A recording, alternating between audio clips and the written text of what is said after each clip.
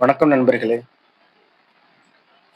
உங்கள் ஜாதகத்தில் 9ஆம் வீட்டு அதிபதியும் 10ஆம் வீட்டு அதிபதியும் இணைந்திருந்தால் அதற்கு தர்ம கர்மாதிபதி யோகம் என்று பெயர்.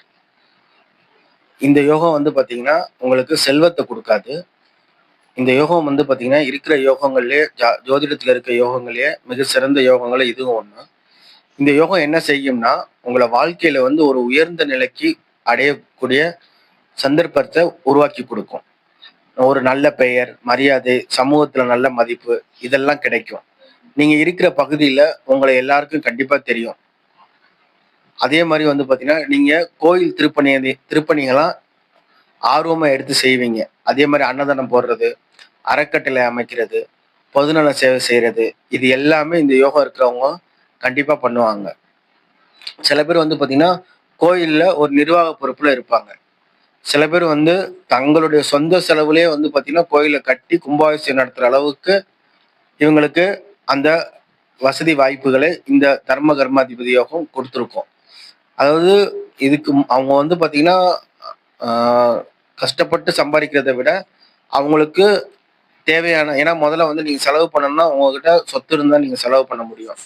அப்படின்னா இந்த யோகத்துல இருக்கிறவங்களுக்கு அவங்க பிறந்ததுல இருந்தே பாத்தீங்கன்னா கொஞ்சம் வசதியாக இருக்கிறவங்கள தான் இருப்பாங்க. இந்த யோகத்தினால அவங்க சேர்த்த அந்த சொத்துக்களை பாத்தீங்கன்னா இந்த மாதிரி கோயில்களுக்கு தான தர்மம் பண்றது இதெல்லாம் பாத்தீங்கன்னா செய்வாங்க. ஸோ இந்த யோகத்தை உங்க ஜாதகத்துல இருக்கா நீங்க எப்படி தெரிஞ்சுக்கணும் அப்படின்னா, இந்த கட்டத்துல பாருங்க, மேச லக்னம் போட்டிருக்கோம். ஸோ இந்த மேச லக்னத்துல 1வது வீடு. ஸோ அங்கிருந்து நீங்க எண்ணும் போது 9வது வீடு பாத்தீங்கன்னா தனுசா வரும், 10வது வீடு மகரமா வரும். அப்ப இந்த 9ஆம் அதிபதி 10ஆம் அதிபதி ஒன்றாக இணைகிறது. இது ரெண்டும் இணைஞ்சு அப்போ 9ஆம் அதிபதி யாரு இந்த மேச லக்னத்துக்கு? குரு. 10ஆம் அதிபதி யாரு? சனி. அப்ப சனியும் குருவும் சேர்ந்து எங்க இருந்தாலும் அந்த தர்ம கர்மாதிபதி யோகம் ஏற்படும்.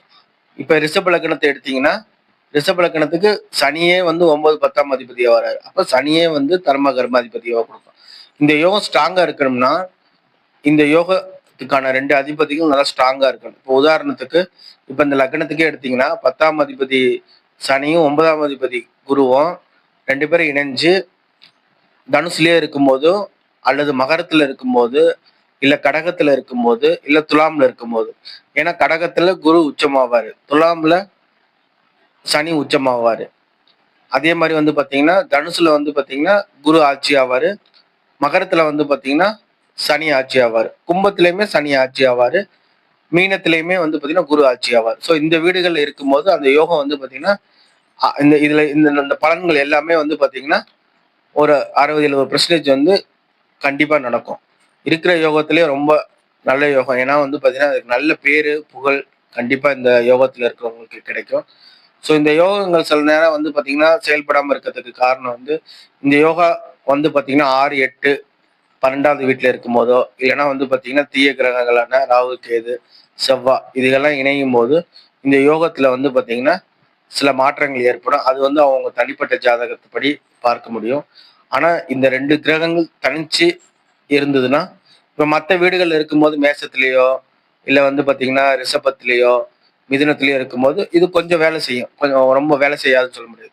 இந்த 2 கிரகங்களும் சேர்ந்து மற்ற எந்த கிரகங்களோட பார்வை சேர்க்கை இல்லாம இருக்கும்போது, இப்ப சுக்கிரனோட சேரும்போது இது இன்னமும் பாத்தீங்கன்னா அதிகமா வேலை செய்யும். சுக்கிரனோட பார்வையோ இல்ல சுக்கிரனுடைய சேர்க்கையோ இருக்கும்போது. ஸோ இந்த யோகம் உங்க ஜாதகத்துல இருக்கான்னு நீங்க செக் பண்ணி பாருங்க. ஸோ இது போன்ற ஜோதிட தகவல் உங்களுக்கு வேணும்னா SB Jain -5 ஜோதிட சேனலை சப்ஸ்கிரைப் செய்யுங்கள். நன்றி.